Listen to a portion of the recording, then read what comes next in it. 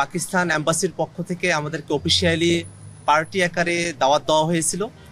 আমরা জাতীয় নাগরিক পার্টি এনসিপির তরফে 7 সদস্যের একটি প্রতিনিধি দল পাকিস্তানের ডেপুটি প্রাইম মিনিস্টার ইশাক দারের সঙ্গে আমরা সাক্ষাৎ করেছি। বাংলাদেশ এবং পাকিস্তানের বিষয়ে আমরা কথাবার্তা বলেছি।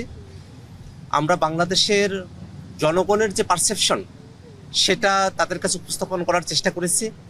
জাতীয় নাগরিক পার্টি এনসিপি মনে করে বাংলাদেশে বিগত সময়ে পাকিস্তান এবং বাংলাদেশের মধ্যকার যে শত্রু ভাবাপন্ন সম্পর্ক ছিল সেখান থেকে উন্নতির সুযোগ রয়েছে এবং সেক্ষেত্রে বাংলাদেশের জনগণের যে পারসেপশন সেটাকে সব থেকে বেশি সেন্সিটিভ আকারে আমাদের বিবেচনায় রাখতে হবে। আমরা মনে করি যে বাংলাদেশের সাথে পাকিস্তানের সম্পর্ক বৃদ্ধির ক্ষেত্রে যে কোনো ধরনের সম্পর্ক বৃদ্ধির ক্ষেত্রে অবশ্যই 71 ইস্যু 71-এর ইস্যুকে অবশ্যই ডিল করা উচিত। আমরা সেই প্রসঙ্গ তাদের কাছে উত্থাপন করেছি এবং বাংলাদেশের সাথে পাকিস্তানের শিক্ষায়, তারপরে অর্থনীতিতে এবং সংস্কৃতিতে যে সম্পর্ক উন্নয়নের জায়গাগুলো রয়েছে সেই জায়গাগুলোর বিষয়ে আমরা তাদের সঙ্গে কথাবার্তা বলেছি এবং একই সাথে সম্পর্ক উন্নয়নের ক্ষেত্রে কোনো ধরনের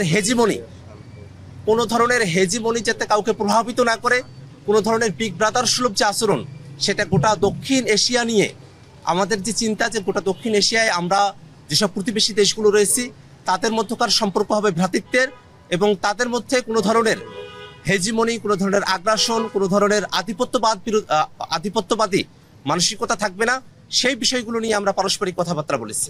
জানেন যে গত বছর আমাদের সাউথ এশিয়াতে একটা যুদ্ধ হয়েছিল, তো এখানে পানি নিয়ে সাউথ এশিয়াতে আবার যদি কোনো যুদ্ধ আসে বা আমরাও যেহেতু আমাদের অনেকগুলো নদী রয়েছে সেগুলো নিয়ে কথা হয়েছে, যেহেতু নদীমাতৃক দেশ আমাদের নদীগুলো কিভাবে ভালো থাকতে পারে এবং পাকিস্তানও যে এক্সপিরিয়েন্সের মধ্য দিয়ে গিয়েছে সেটা আমরা তাদের সাথে শেয়ার করেছি এবং ওনারা একটা জিনিস আমাদেরকে বলেছিলেন গত 15-20 বছরে তারা অনেকভাবে চেষ্টা করেছিল। পাকিস্তানে কিন্তু ফার্মাসিউটিক্যাল সেক্টরের ম্যাটেরিয়ালসগুলো অনেক ভালো, কিন্তু সেটা অনেক তারা চেষ্টা করেছিল আমরা যাতে বিল্ডিং রিলেশনশিপ করে আমাদের ফার্মাসিউটিক্যাল সেক্টরের যারা কস্টটা কমিয়ে আরও বেশি পরিমাণে আমরা এক্সপোর্ট করতে পারি, সেই সুযোগটা আমাদের দুই দেশের মধ্যে হয় নাই।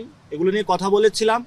আমাদের কালচারাল হাউস এখানে করা যায় কিনা সেটা নিয়ে কথা বলেছিলাম এবং আমাদের ইউনিভার্সিটি লেভেলে যে এক্সচেঞ্জ যে প্রোগ্রামগুলো সেগুলো কীভাবে ডেভেলপ করা যায়, ডিফেন্স সেক্টরে কীভাবে করা যায় সেগুলো নিয়ে আমরা কথা হয়েছে। তো আমরা আমাদের যে 71 ডিলের যে ইস্যুটা আছে সেটা যেমন রয়েছে তেমনিভাবে এই দুইটি দেশের মধ্যে গণ অভ্যুত্থানের পরে 24-এর পরে কিভাবে হলো বাংলাদেশের সাথে অন্য দেশের ফরেন পলিসি হবে এটার বড় একটি আজকে মিটিং হয়েছে এবং সেটাতে আপনারা দেখেছেন পাকিস্তানের ফরেন মিনিস্ট্রির সাথে। তো আমরা আশা করি যে দক্ষিণ এশিয়াকে সার্ককে কীভাবে আরও অ্যাক্টিভ করা যায় এবং আমাদের এখানে একটা ইস্যু উঠে এসেছে ভারতের কারণে সার্কটা ইনঅ্যাক্টিভ হয়ে আছে। সো আমরা পাকিস্তানের সাথে এই বিষয়ে কথা হয়েছে। পাকিস্তানও অলসো দ্য নিউক্লিয়ার স্টেট, সেখানে পাকিস্তানেরও অনেক এই সাউথ এশিয়াতে প্রভাব রয়েছে।